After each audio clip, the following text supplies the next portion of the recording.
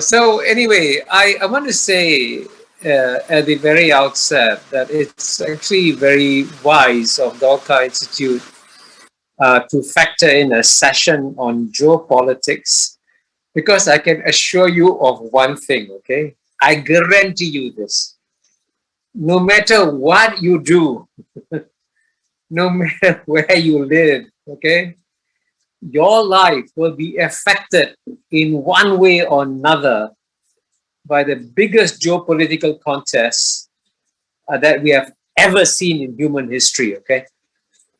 This contest that we are about to see unfolding between United States and China is much bigger than all the other contests in history because the amount of power that the United States has accumulated and the amount of power that China has accumulated is far greater than any other great powers of the past. And so this contest will be massive. It's going to rock the world and it will affect all of us, no matter where we live. And you're fortunate. Indonesia is a relatively big country. Indonesia is somewhere between a middle power and a great power. But still, even so, even with your size, you'll be affected by it. So my goal today is to help you understand why exactly this geopolitical contest has broken out, and then also to talk about its implications for Indonesia. So in terms of why it has broken out and what is happening, I'm going to divide my remarks into 5 parts, okay? So in part 1, I'll talk about the structural forces driving this geopolitical contest. In part 2, I will also describe how mistakes made by both China and the United States have made this contest much worse, of course. And the part 3 is the one I suspect you are all most interested in, which is who will win this contest, United States or China? Now, if I was in the room with all of you in one room, I would have started the lecture by asking you all put up your hands. Who thinks the United States will win? Who thinks China will win? But I can't do it since I'm not physically in the same room with you. But I hope, Mulya, someday we will have this session in person so I can, it's much better to do a face-to-face interchange with the participants. And so after part 3 about who will win, I'll talk about part 4 about how will other countries choose. What are the roles of other countries in this contest? For example, Indonesia, I'll discuss it then. What is Indonesia's role in this?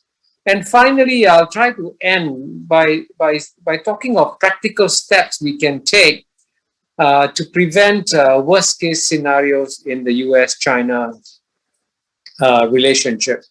And hopefully this will, at the end of the time, this will give you a good understanding of the global geopolitical picture. Because as I said, the global geopolitics is always driven by the contest between the world's number 1 power, which today is the United States, and the world's number 1 emerging power, which is China. So let me begin by talking about the structural forces driving this contest. And it's important to focus on the structural forces because you notice one thing. I'm sure you noticed this. Last year, the president, 1 year ago, the president of America was Donald Trump. This year, 1 year later, the president is Joe Biden. Complete change in American president, no change in policy. So this shows that personalities don't matter. It's structural forces.